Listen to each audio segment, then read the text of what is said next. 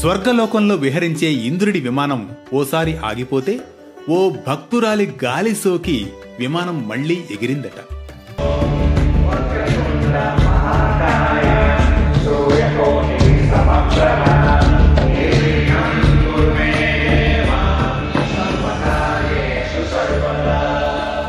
ఒకనాడు ఇంద్రుడు వినాయకుని భక్తుడైన భృగండి అనే ఋషిని దర్శించి తిరిగి స్వర్గానికి వెళుతూ ఉండగా ఓ చోట విమానం అకస్మాత్తుగా ఆగిపోతుందట.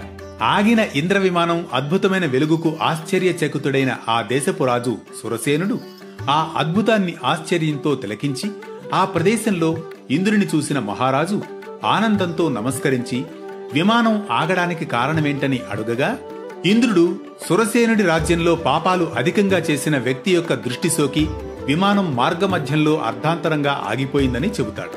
అప్పుడు ఆ రాజు మరి ఆగిపోయిన విమానం ఎలా బయలుదేరుతుందని అడగడంతో ఇంద్రుడు ఈ విధంగా చెబుతాడు. ఇవాళ పంచమి, నిన్న చతుర్థి.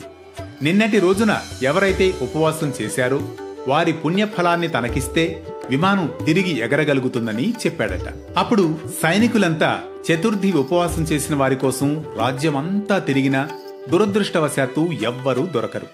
అదే సమయంలో వారికి వినాయకుని దూత ఒకరు మరణించిన ఒక స్త్రీ శరీరాన్ని భుజంపై మోసుకుని గణేశలోకానికి తీసుకుపోవడం కనిపిస్తుంది.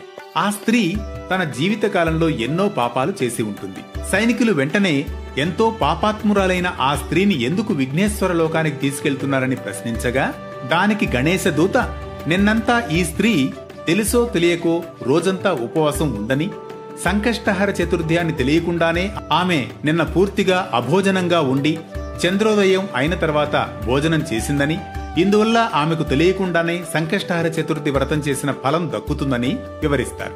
అంతటా ఆ సైనికులు ఆ స్త్రీ మృతదేహాన్ని తమకిమ్మని, అలా చేస్తే ఆగిపోయిన ఇంద్ర విమానం తిరిగి బయలుదేరుతుందని అడుగుగా గణేశ దూత అందుకు నిరాకరిస్తాడు. ఆ సమయంలో ఆ స్త్రీ శరీరం నుంచి వచ్చిన గాలి కారణంగా అక్కడ ఒక ప్రచండమైన గాలి వీచి వెంటనే ఇంద్ర విమానం బయలుదేరిందట. అంతటి పరమార్థముంది సంకష్టహర చతుర్థి వ్రతానికి.